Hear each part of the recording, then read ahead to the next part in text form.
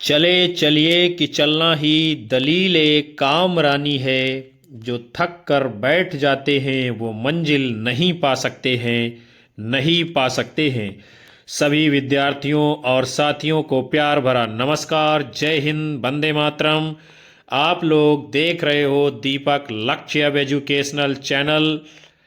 आप सभी का हार्दिक स्वागत है। विद्यार्थियों, जो निरंतर परिश्रम करता है खामोशी से उसकी कामयाबी शोर मचाती है जोरों से। अब हवाएं ही करेंगी फैसला। जिस दिए में जान होगी वो दिया ही रह जाएगा। आप ऐसी मेहनत कीजिए कि मुसीबतों को भी पीछे मुड़ना पड़ जाए।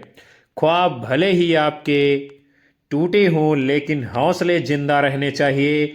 सिर्फ हंगामा खड़ा करना आपकी कोशिश नहीं होनी चाहिए। कोशिश ऐसी हो कि हर सूरत चमकनी चाहिए। लक्ष्य को पाने के लिए चिंगारी रखो सीने में, संघर्ष से डरो मत, तभी मजा है आपकी असली जिंदगी को जीने में। मुश्किल वक्त आईने की तरह होता है जो हमें हमारी क्षमताओं का सही आभास कराता है।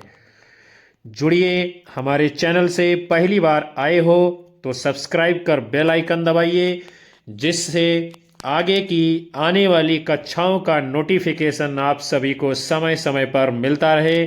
कक्षा को लाइक कमेंट कर शेयर कर दीजिए सभी लोग, और कक्षा को पूरा वॉच करिएगा।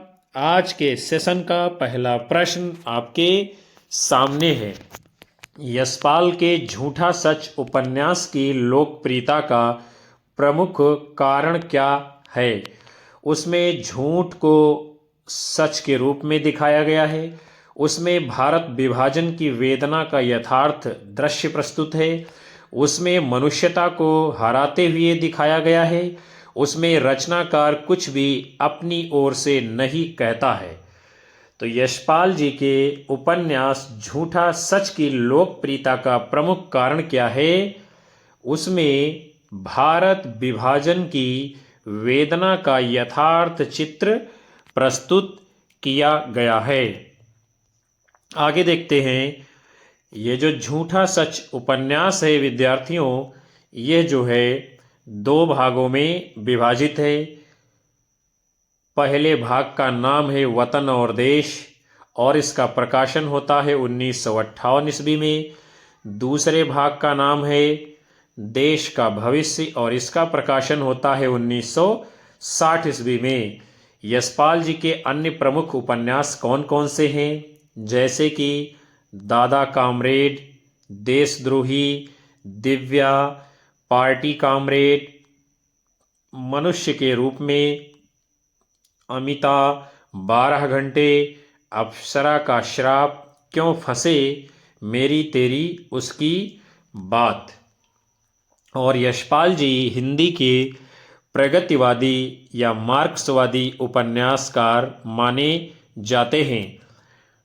अगले क्रम की ओर बढ़ते हैं हम सभी। आपका प्रश्न है, बाण भट्ट की आत्मकथा सर्वप्रथम किस पत्रिका में प्रकाशित हुआ? विशाल भारत, हंस, रूपाभ, हिंदी नवजीवन। तो बाण भट्ट की आत्मकथा ये है क्या विद्यार्थियों? ये है उपन्यास। किसका है? हजारी प्रसाद द्विवेदी का। सर्वप्रथम ये किस पत्रिका में प्रकाशित हुआ है? तो उस पत्रिका का नाम क्या है? विशाल भारत। और ये जो बाण भट्ट की आत्मकथा उपन्यास है, इस उपन्यास के प्रमुख पात्र कौन कौन से हैं उसे हम देखते हैं। बाण भट्ट है, भट्टिनी है और निपुणिका है। बाण भट्ट की आत्मकथा उपन्यास का प्रकाशन जो है 1946 ईस्वी में हुआ है। इसकी विषय वस्तु है प्रेम का उदात्तीकरण एवं हर्षकालीन सामाजिक, राजनैतिक एवं सांस्कृतिक स्थिति का चित्रण करना। आगे बढ़ते हैं। आपका प्रश्न है, स्त्री की सफलता पुरुष को बांधने में है किंतु सार्थकता पुरुष की मुक्ति में है। बाण भट्ट की आत्मकथा उपन्यास में यह कथन किस पात्र का है? भट्टिनी, निपुणिका, महामाया भैरवी, सुचरिता। तो बाणभट्ट की आत्मकथा उपन्यास में ये कथन किसका है? महामाया भैरवी का। वो क्या कहती है कि स्त्री की सफलता पुरुष को बांधने में है, किंतु सार्थकता पुरुष की मुक्ति में है। फिर ये उपन्यास है किसका? बाणभट्ट की आत्मकथा। तो इसको लिखा है आचार्य हजारी प्रसाद द्विवेदी जी ने। आगे बढ़ते हैं। आपका प्रश्न है, बाणभट्ट की आत्मकथा है एक, क्या है? प्रेम कथा, संघर्ष कथा, मनोवैज्ञानिक कथा, जीवन मूल्यों पर आधारित उदात्त प्रेम कथा। तो क्या है बाणभट्ट की आत्मकथा? एक यह जीवन मूल्यों पर आधारित उदात्त प्रेम कथा है और ये उपन्यास आचार्य हजारी प्रसाद द्विवेदी जी ने लिखा है। बढ़ते हैं हम सभी लोग अगले प्रश्न की ओर। क्या है? गोदान का गोबर किस वर्ग का प्रतिनिधित्व करता है? सामंतशाही को चुपचाप सहन करने वाले वर्ग का, रूढ़ि विरोधी नई पीढ़ी के किसान युवक का, रूढ़िवादी परंपरा को मानने वाले वर्ग का, समाज सेवा करने वाले वर्ग का। तो गोदान उपन्यास का पात्र है जो गोबर, वो रूढ़ि विरोधी नई पीढ़ी के किसान युवक का प्रतिनिधित्व करता है। आगे बढ़ते हैं। गोदान उपन्यास किसका है? तो इसको लिखा है मुंशी प्रेमचंद जी ने। मुंशी प्रेमचंद जी के अन्य प्रमुख उपन्यास कौन कौन से हैं, उनके ऊपर भी हम दृष्टिपात करेंगे। देवस्थान रहस्य, प्रेमा, सेवा सदन, वरदान, प्रेमाश्रम, रंगभूमि, कायाकल्प, निर्मला, गबन, करमभूमि, मंगलसूत्र इत्यादि। और मंगलसूत्र जो है इनका अपूर्ण उपन्यास है, जिसे बाद में उनके पुत्र अमृत राय जी ने पूरा किया था। प्रेमचंद ने सन 1929 ईस्वी में प्रेमा उपन्यास को संशोधित करके प्रतिज्ञा नाम से प्रकाशित करवाया था। आगे चलेंगे हम सभी लोग। आपका प्रश्न क्या है? गोदान का कौन सा पात्र प्रेमचंद जी के प्रगतिशील विचारों का वाहक माना गया है? होरी, मिस्टर खन्ना, प्रोफेसर मेहता, ओंकारनाथ। तो गोदान उपन्यास का जो पात्र मुंशी प्रेमचंद जी के प्रगतिशील विचारों का प्रतिनिधित्व करता है, उनका नाम क्या है? प्रोफेसर मेहता साहब। गोदान उपन्यास का प्रकाशन 1936 ईस्वी में हुआ है। इसके लेखक मुंशी प्रेमचंद जी हैं। और इस उपन्यास के पात्र कौन कौन से हैं? होरी, धनिया, गोबर, झुनिया, भोला, राय साहब, मेहता, मालती, खन्ना, दातादीन, गोविंदी इत्यादि। और गोदान उपन्यास को जो है कृषक जीवन का महाकाव्य या किसान जीवन की महागाथा भी कहा जाता है। फिर आपका अगला प्रश्न है, हिंदी साहित्य का सबसे नया और शक्तिशाली रूप किस साहित्यिक विधा में प्रकट हुआ है? उपन्यास, निबंध, कहानी, नाटक। तो हिंदी साहित्य का सबसे नया और शक्तिशाली रूप जिस विधा में प्रकट हुआ है उसका नाम क्या है? उपन्यास विधा। आगे बढ़ेंगे हम सभी लोग अगले क्रम की ओर और अगले प्रश्न को देखेंगे। क्या है? गोदान के किस पात्र ने ऐसा कहा है? क्या कहा है? विवाह को मैं सामाजिक समझौता समझता हूँ और उसे तोड़ने का अधिकार न पुरुष को है न स्त्री को। समझौता करने से पहले आप स्वाधीन हैं और समझौता हो जाने के बाद आपके हाथ कट जाते हैं। प्रोफेसर मेहता, पंडित ओंकारनाथ, अमरपाल सिंह, मिर्जा खुर्शीद। तो ये कथन जो है प्रोफेसर मेहता जी का है, जो कहते हैं कि विवाह को मैं सामाजिक समझौता मानता हूँ और उसे तोड़ने का अधिकार ना पुरुष को है ना स्त्री को है। समझौता करने से पहले आप स्वाधीन मतलब स्वतंत्र हैं, और समझौता हो जाने के बाद में आपके हाथ कट जाते हैं। और गोदान उपन्यास को किसने लिखा है? तो इसको लिखा है मुंशी प्रेमचंद जी ने। और ये क्या है? कृषक जीवन का महाकाव्य कहा जाता है, अभी हमने ऊपर के प्रश्न में बताया था। फिर हम लोग जो है बढ़ेंगे अगले क्रम की ओर। अगले प्रश्न को देखेंगे। क्या है प्रश्न आपका? लालचीन उपन्यास के लेखक का नाम बताना है आपको। बृजनंदन सहाय, लाला सीताराम, लाला श्रीनिवास दास, श्रीपत राय। तो लालचीन उपन्यास को किसने लिखा है? ब्रजनंदन सहाय जी ने। सौंदर्योपासक, राधाकांत एवं राजेंद्र मालती, इनकी जो है यानी कि ब्रजनंदन सहाय जी की अन्य औपन्यासिक कृतियां हैं, और इनका जो सर्वश्रेष्ठ उपन्यास है उसका नाम क्या है? सौंदर्योपासक।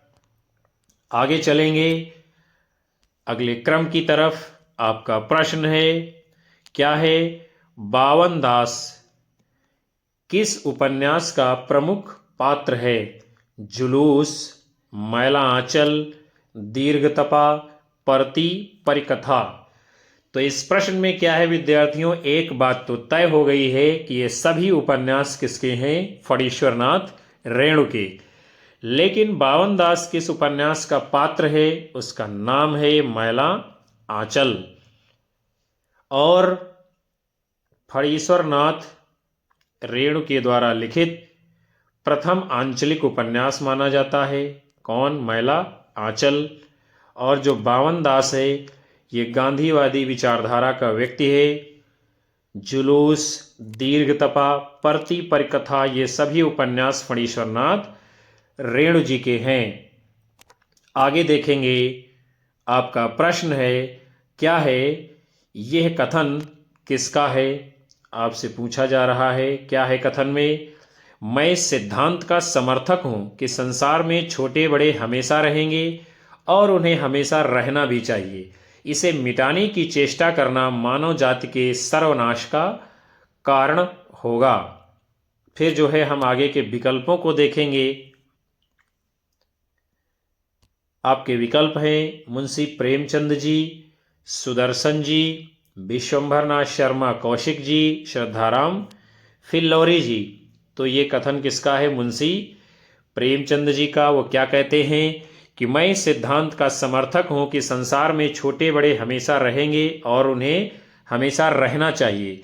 इसे मिटाने की चेष्टा करना मानव जाति के सर्वनाश का कारण होगा। मुंशी प्रेमचंद जी को उपन्यास सम्राट भी कहा जाता है। आगे बढ़ेंगे। अगले प्रश्न को देखते हैं हम लोग। क्या है? गांधी जी के दक्षिण अफ्रीकी जीवन पर आधारित कौन सा उपन्यास है? टोपी शुक्ला, समर शेष है, पहला गिरमिटिया, अपने अपने अजनबी। तो जो उपन्यास गांधी जी के दक्षिण अफ्रीकी जीवन पर आधारित है उसका नाम क्या है? पहला गिरमिटिया। इसके लेखक कौन हैं? गिरिराज किशोर जी। इनके अन्य उपन्यास हैं प्रमुख लोग, जुगलबंदी, दावेदार, ढाई घर, एक आग का दरिया है, जुगलबंदी, तीसरी सत्ता, परिशिष्ट, असलाह, अंतर्ध्वंस, इंद्र सुने, चिड़ियाघर इत्यादि। फिर हम सभी बढ़ते हैं अगले प्रश्न की ओर। क्या है प्रश्न आपका? प्रेमचंद जी ने पहला उपन्यास लिखा है यानी कौन सा? निर्मला, प्रेमाश्रम, सेवा सदन, कायाकल्प। तो मुंशी प्रेमचंद जी के पहले उपन्यास का इस प्रश्न में नाम क्या है? सेवा सदन। और इस सेवा सदन उपन्यास का प्रकाशन कब होता है? 1918 ईस्वी में। इसका विषय क्या है? ये जो है वैश्याओं के देह व्यापार से संबंधित है। मुंशी प्रेमचंद जी के अन्य प्रमुख उपन्यास कौन कौन से हैं? देवस्थान रहस्य, प्रेमा, वरदान, प्रेमाश्रम, रंगभूमि, कायाकल्प, निर्मला, गबन, करम भूमि, गोदान, मंगलसूत्र इत्यादि, जिनमें मंगलसूत्र यह जो है अधूरा रह जाता है क्योंकि मुंशी प्रेमचंद जी की उस समय मृत्यु हो जाती है और इसको बाद में उनके पुत्र अमृत राय जी ने पूरा किया था। फिर आपका प्रश्न है, प्रेमचंद युग को युग कहने का आधार क्या है? कहानी, नाटक, लघु कथा, उपन्यास। तो मुंशी प्रेमचंद जी ने उपन्यास के क्षेत्र में इतना काम किया है, इसी उपलब्धि के कारण प्रेमचंद युग कहा जाता है। मुंशी प्रेमचंद जी का जन्म सन 1880 ईस्वी में होता है, मृत्यु 1936 ईस्वी में हो जाती है और इनका मूल अर्थात असली नाम जो है धनपत राय था और वे नाम बदलकर नवाब राय के नाम से लिखते थे और धनपत राय को प्रेमचंद नाम उर्दू के लेखक दया नारायण निगम जी ने दिया था। फिर हम सभी बढ़ते हैं अगले प्रश्न की ओर। क्या है? परख और त्यागपत्र उपन्यासों के लेखक कौन हैं? चतुरसेन शास्त्री जी, जैनेन्द्र कुमार, अज्ञेय जी, मुंशी प्रेमचंद। तो परख और त्यागपत्र उपन्यास किसने लिखे हैं? जैनेन्द्र कुमार जी ने। और जैनेन्द्र कुमार जी हिंदी के मनोवैज्ञानिक या मनोविश्लेषणवादी उपन्यासकार माने जाते हैं। जैनेन्द्र कुमार जी के अन्य प्रमुख उपन्यास कौन कौन से हैं उसे भी हम देखते हैं। सुनीता, कल्याणी, सुखदा, विवर्त, व्यतीत, जयवर्धन, मुक्तिबोध, अनंतर, अनाम स्वामी, दशार्क इत्यादि। और जैनेन्द्र कुमार जी के उपन्यासों का मूल विषय क्या रहा है? काम पीड़ा और अहम का समर्पण।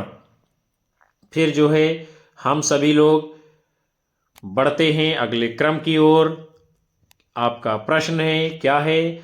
निम्न में से भीष्म साहनी द्वारा रचित उपन्यास कौन सा है? देहाती दुनिया, सती मैया का चौरा, धरती धन्ना अपना, मैया दास की माड़ी।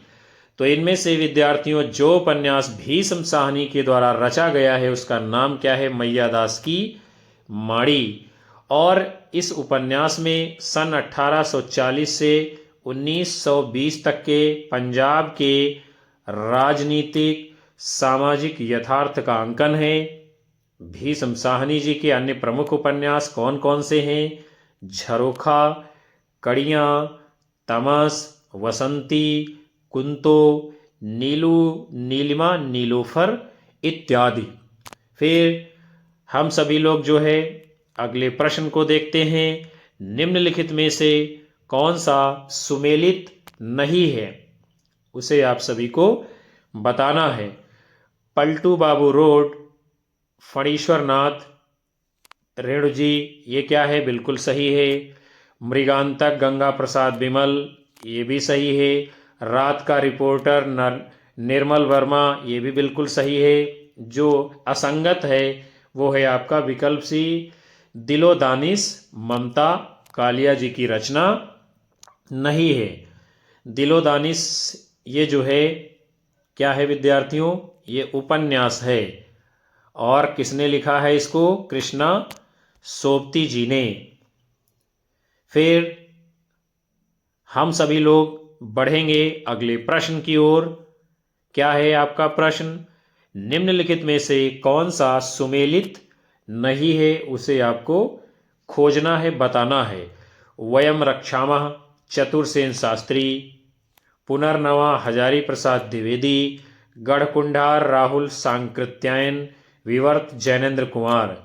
तो जो सुमेलित नहीं है वो है आपका विकल्प सी, गढ़कुंडार राहुल सांकृत्यायन। वयम रक्षामः चतुरसेन शास्त्री जी की रचना है। पुनर्नवा आचार्य हजारी प्रसाद द्विवेदी जी का उपन्यास है, ठीक है। विवर्त जैनेन्द्र कुमार का उपन्यास है, ये भी सही है। आगे जो है हम बढ़ेंगे। जो गढ़कुंडार उपन्यास है इसको किसने लिखा है? वृंदावनलाल वर्मा जी ने। वर्मा जी के अन्य प्रमुख उपन्यास कौन कौन से हैं? विराटा की पद्मिनी, मृगनयनी, टूटे कांटे, अहिल्याबाई, भुवन विक्रम, माधवजी सिंधिया, झांसी की रानी, कचनार, रामगढ़ की रानी, महारानी दुर्गावती। और ये जो वृंदावन लाल वर्मा जी हैं, ये हिंदी के किस प्रकार के उपन्यासकार हैं विद्यार्थियों? तो इनकी गणना जो है ऐतिहासिक उपन्यासकारों में की जाती है। आगे चलते हैं हम सभी लोग अगले प्रश्न की ओर। क्या है लवंग लता? किस विधा की रचना है? कहानी, उपन्यास, नाटक, प्रहसन? तो लवंग लता ये है उपन्यास। और किसका है ये उपन्यास? किशोरी लाल गोस्वामी जी का। किशोरी लाल गोस्वामी जी के अन्य प्रमुख उपन्यास कौन कौन से हैं?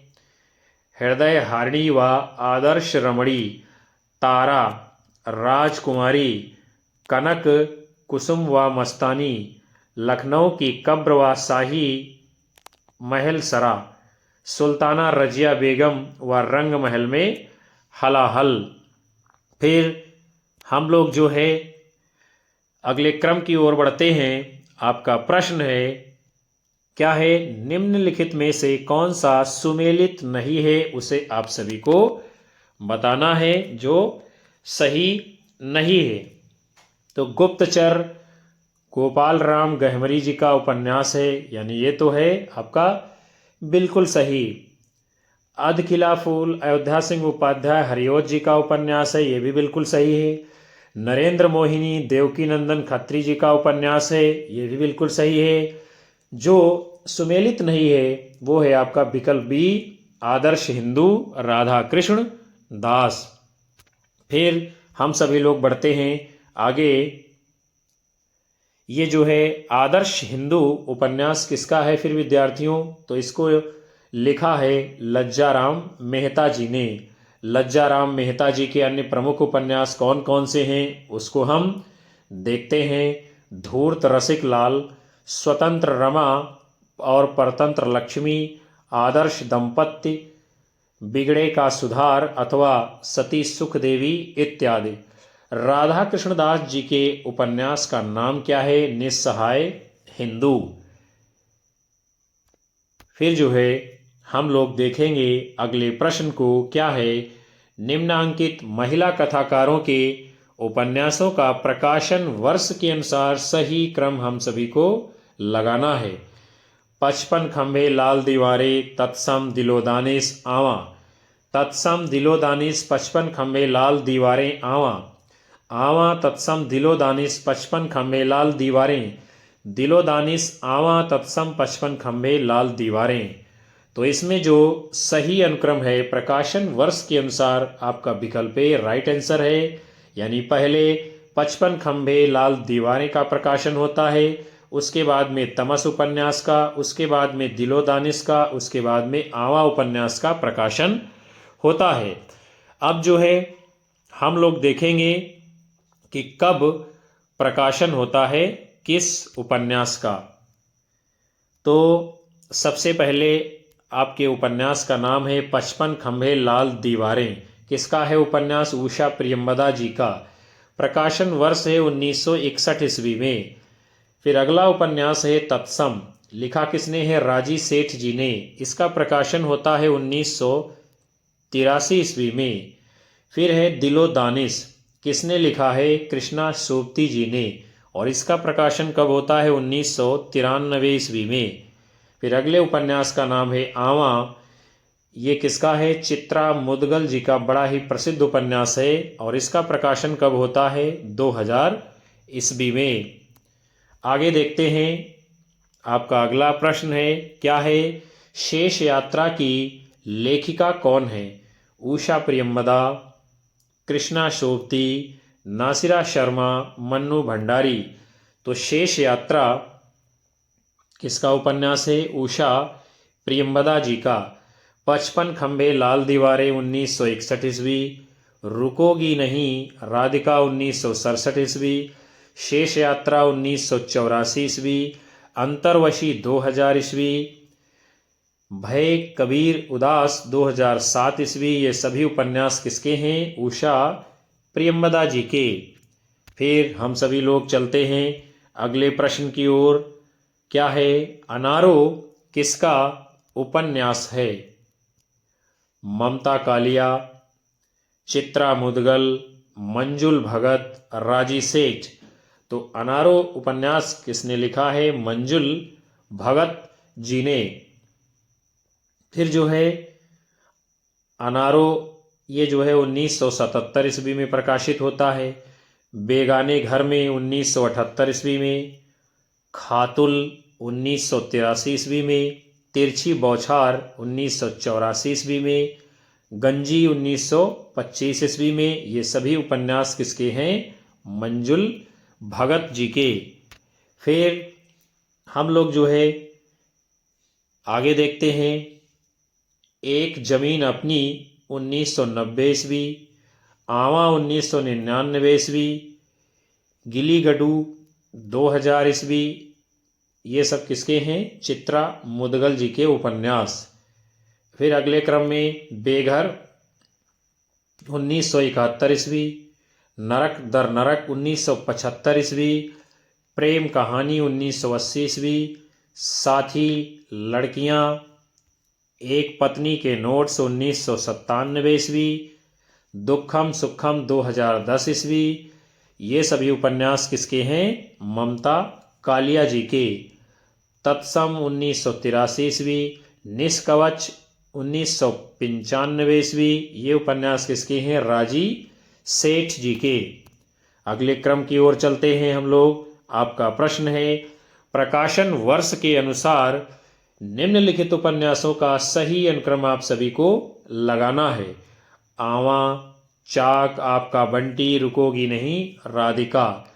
आपका बंटी, आवा, रुकोगी नहीं राधिका, चाक, रुकोगी नहीं राधिका, आपका बंटी, चाक, आवा, चाक, आवा, रुकोगी नहीं राधिका, आपका बंटी।